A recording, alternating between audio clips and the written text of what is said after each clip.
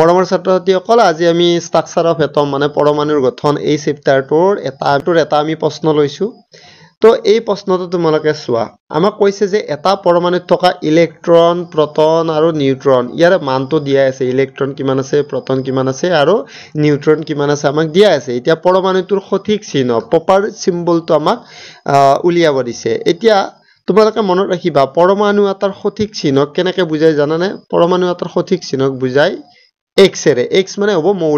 মৌলটোক বুজায় আৰু মৌলটোৰ তলত কি লিখা যায় জানানে z লিখা যায় z মানে এটমিক নাম্বাৰ আৰু x ৰ ওপৰত কি লিখা যায় a লিখা যায় a মানে হ'ব কি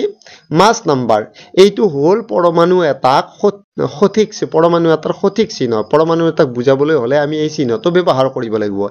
এতিয়া যদি আমি x ৰ মান z ৰ মান আৰু a ৰ মান যদি আমি জানি যাও উলিয়াব যদি পাৰো তেতিয়ালে আমি চিহ্নটো ইজিলি উলিয়াব পাৰিম তো এতিয়া নেক্সট পেজলৈ বলা তোমালোকে এতিয়া তোমালোকে চোৱা ইলেক্ট্ৰন প্ৰটন আৰু নিউট্ৰনৰ সংখ্যা আমাক দিয়া আছে মনত ৰাখিবা আমাৰ যেটো প্ৰটন আছে সেই প্ৰটন যিমান থাকে জেডৰ মানো কিমান হয় হিমান হয় জেড মানে এটমিক নাম্বাৰো হিমান হয় তো এতিয়া আমি জেডৰ মান কিমান পালো জেডৰ মান 16 পাই গলো তাৰমানে প্ৰটন যিমানটা থাকিব জেড মানে এটমিক নাম্বাৰো হিমানে হ'ব এতিয়া এটমিক নাম্বাৰ 16 হলে মৌলটো কি হ'ব সালফাৰ হ'ব আমি গম পাই গলো মৌলটো আমি উলিয়াই ললো আমি তিনটা বস্তু উলিয়াব লাগে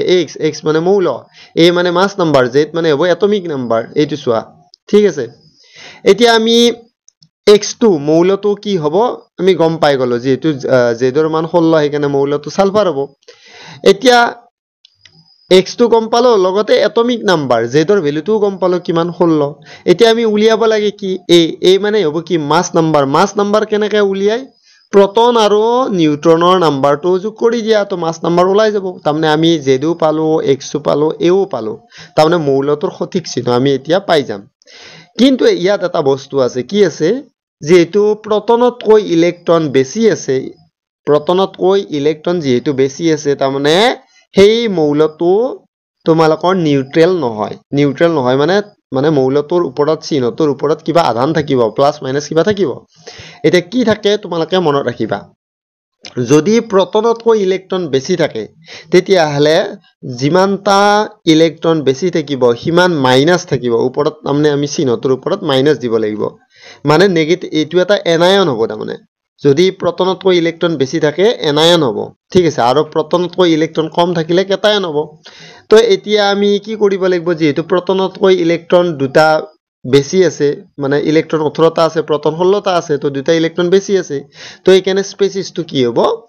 তোমালোকৰ নেগেটিভ হ'ব সেইভাবে আমি এটা স্পেসিসটোৰ ওপৰত মানে মৌলটোৰ ওপৰৰ সঠিক চিহ্নটোৰ ওপৰত এটা 2 মাইনাস দিব লাগিব মানে হিচাপত ইলেক্ট্ৰন দুটা বেছি আছে